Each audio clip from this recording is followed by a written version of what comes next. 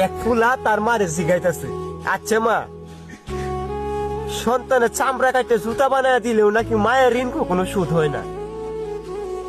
একটা সন্তান কি তার মায়ের কাছে এতটাই ঋণী?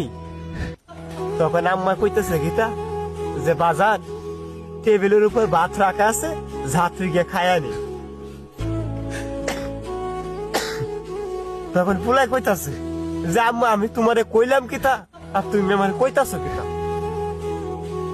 মানে ফুলাই বা না দোষ এটা কইতে গেব ওরে। মাই কইতাছে আমার একটা সত্য আছে, যে সত্য যদি তুই রাজি থাকস তাহলে আমি কম। কয় কি তাকো? যে টেবিলের উপরে ভাত রাখা আছে, এই ভাত গুলা যদি মাইকে আজকে তুই আমার মুখে খাওয়াই দেস তাহলে তোর প্রশ্নের উত্তর পাওয়া যাবে। আবারও পোলা কইতে লাগলো যে আম্মা তোমার আমি কইলাম কিতা আর তুমি আমার কইতাছো কিতা? কয় হ বাজান, তুই এই ভাত গুলা মাইকে যদি আমার খাওয়াই দেস তাহলে তোর প্রশ্নের উত্তর পাওয়া যাবে। তাহলে সন্তান প্রথমবারের মতো ভাত মাখাইয়া মায়ের মুখে তুলে দিছে। প্রথমবার ভাতটা খাইয়া মাই জিগাইতেছে, আচ্ছা বাজান ওই যে গাছের আগে বসে আছে এটা কি? তখন ফুলাই কইতাছে, কেন মা এটা তো খাওয়া। পরে দ্বিতীয়বারের মতো মায়ের মুখে আবার ভাত তুলে দিছে। দিলে পরে আবার মাই জিগাইতেছে, আচ্ছা পুত এই যে গাছের আগে বসে রয়েছে এটা কি? আবারও দ্বিতীয়বারের মতো ফুলাই কইছে, মা এটা তো কাউয়া। পরে তৃতীয়বারের মতো আবার মায়ের মুখে ভাত তুলে দিচ্ছে পোলা। দিলে ভাত গুলা খাইছে, খাইয়া মাই জিগাইতেছে, বাজার ওই যে গাছের আগে বসে রয়েছে এটা কি? মা তোমার না কইলাম এটা খাওয়া, কেন বারবার জিগাইতেছে? পরে চতুর্থবারের মতো আবার মায়ের মুখে ভাত তুলে দিছে।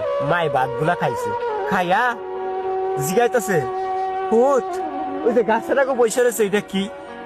তখন পোলাই করছে কিন্তু ভাতের প্লেটটা মাটিতে ফালাই দিছে। ফালাই দিয়া কইতাছে, আম্মা তোমার না কতবার কইছে এটা খাওয়া খাওয়া, কেন লেগে বারবার আমার প্রশ্ন করতেছে?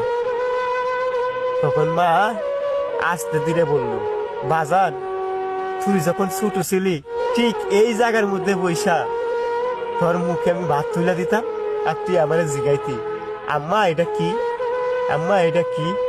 তুই মাত্র আমার মুখে 4 বার ভাত তুলে দিছিস, 5 বারে ভাত মুখে দিতে পারি নাই। এর আগে ভাতের তালা তুই রাগ হইয়া ফালাইয়া দিছিস। এখন তুই যথেষ্ট পরিমাণ বড় হইছিস, নিজে চলতে পারোস, খাইতে পারোস, নিজের কি জিনিস সবই বুঝোস। আর তোরে বড় করতে গিয়া আমার জীবনের 4-5টা বছর নষ্ট হয়ে গেছে। তোরে ওইটুকু ভাত খাওয়ানোর জন্য কতগুলা প্রশ্নের যে উত্তর দিছি এটা তুই এখন বুঝবি না। যেদিন তুই বাবা হইবি সেদিন তুই বুঝতে পারবি। দয়া করে কেউ মা বাবার মনে কষ্ট দিবেন না। মা বাবার মতো আপন কেউ হইতে পারে না। একটা সন্তানকে বড় করতে কতটুকু কষ্ট যে করে একমাত্র বাবা মাই ভালো করে জানে। ভালো থাকুক সকলের বাবা মা।